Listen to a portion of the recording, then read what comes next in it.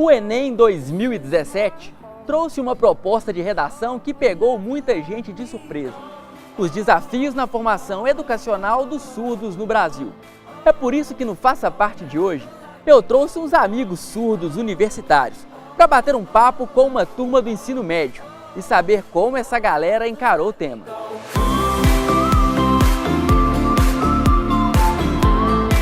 Então, galera, hoje, para bater o papo com vocês aqui, facilitar essa comunicação com os universitários surdos que estão aqui com vocês, eu trouxe o Fernandão, que é intérprete, né, lá da Signo Web, trabalha o dia todo fazendo comunicação do surdo com a sociedade, ele coloca o surdo em evidência e hoje está aqui para fazer a voz dessa galera que veio bater o papo com vocês.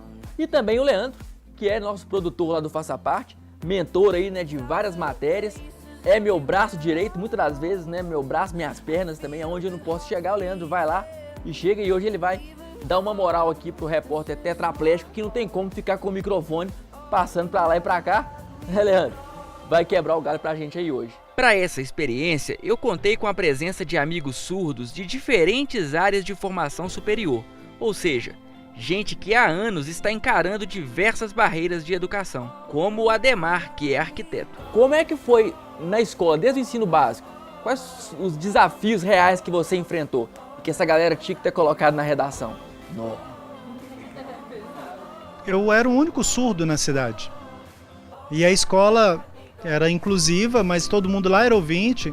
Os professores, eles sabiam um pouco de língua de sinais porque eles tinham contato com a minha família, né? Mas não era uma coisa profunda. Mas mesmo assim, o meu processo de aprendizado foi um pouco demorado.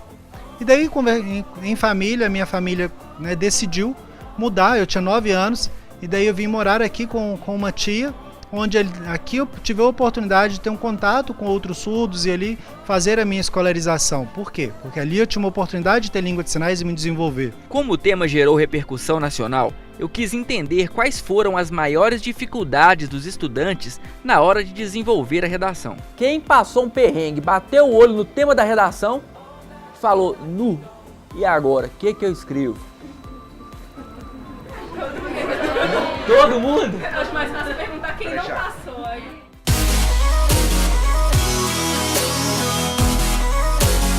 A gente teve uma aluna que os pais dela eram surdos.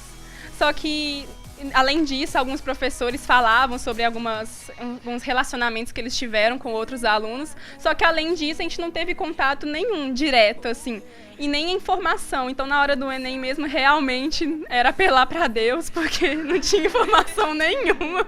Essa é a Ana Luísa, estudante que tentou o Enem para medicina. A gente fica pensando assim, não tem como fazer, então a vontade de deixar em branco e fala assim, não vai não. O Henrique Aron, estudante que tentou o Enem para veterinária. Faltou informação, vocês não tinham conteúdo para colocar no papel. A gente não tem noção do que as pessoas que têm deficiência passam, né? Então, às vezes também eu acho que a gente fica pensando muito em como que é e partindo sempre do achismo, né? A gente não consegue, assim, pensar no sentido de informação mesmo e de ter alguma coisa concreta, assim, para poder escrever.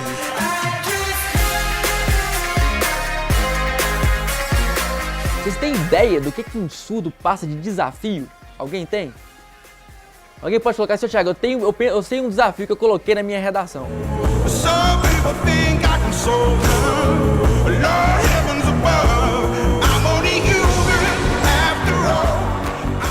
Eu coloquei da comunicação do surdo com os alunos e professores da escola, porque na nossa escola, por exemplo, a gente não tem contato com Libras, então a gente só poderia comunicar com um aluno surdo se a gente tivesse a tradução simultânea, e isso não é uma realidade.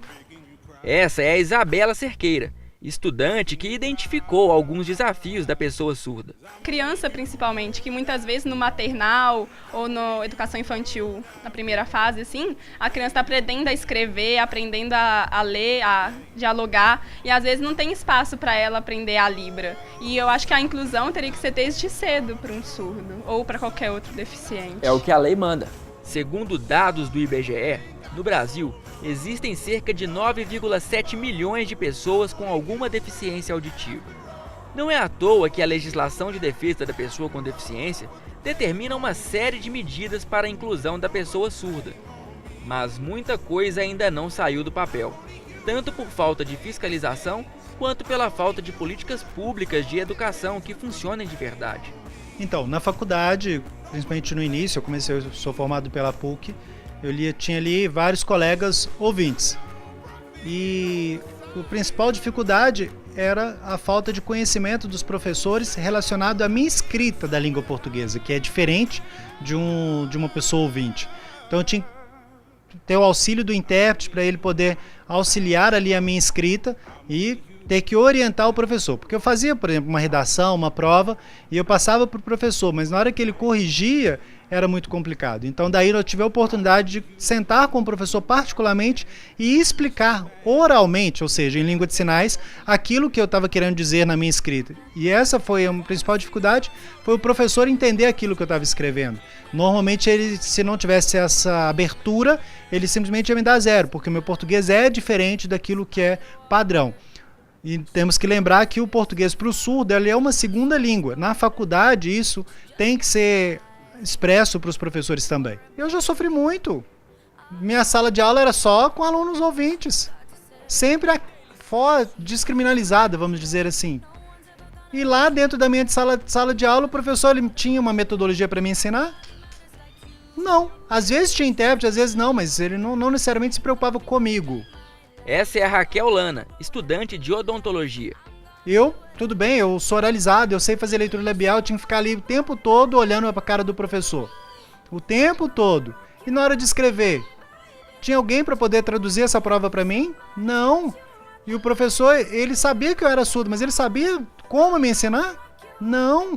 Lembrando que no Enem desse ano, a prova foi adaptada em Libras, facilitando a vida de muitos estudantes surdos, como o Marcos Vinícius. Percebi a diferença, né? Principalmente no início da prova, tinha o texto. E tem muitas palavras que eu, como surdo, eu não conhecia essas palavras. No momento que essa informação era passada em Libras, eu conseguia entender todas as questões e daí responder.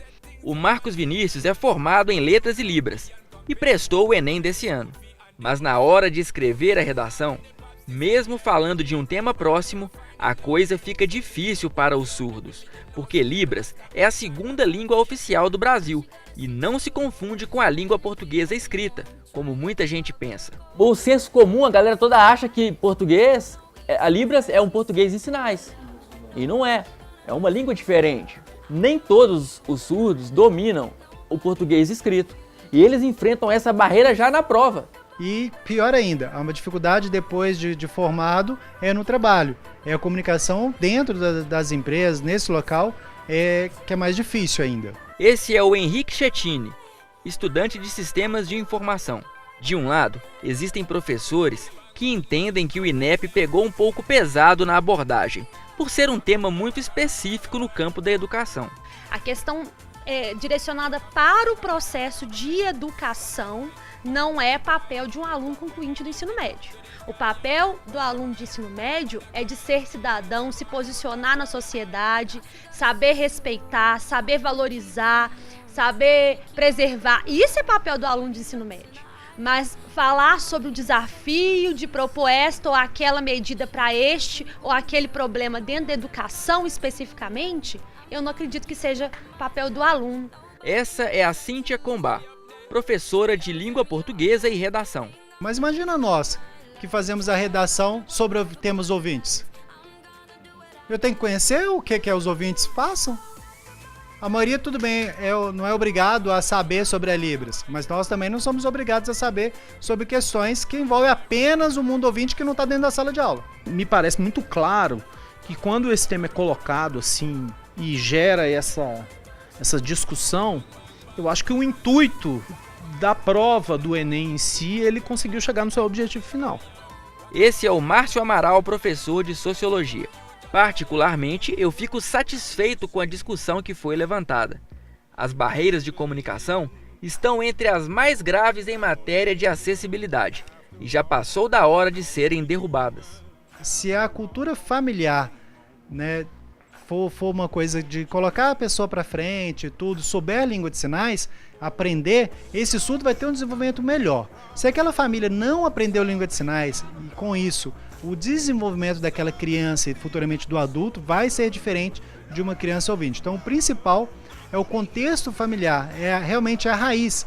Ali na família, a importância dela aprender língua de sinais para dar uma oportunidade dele ter uma língua, como qualquer outra pessoa. Eu acredito que é importante todo mundo saber sobre a diversidade que nós temos no país.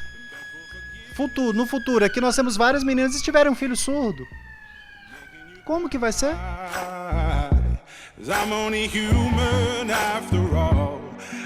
Então, pessoal, o recado foi dado. A educação é um direito fundamental de todo cidadão e a sociedade deve se manter atenta à nossa realidade, independentemente de qualquer deficiência. Eu sou o Thiago Elton, faça parte você também. Some people think I can solve them. Lord heavens above.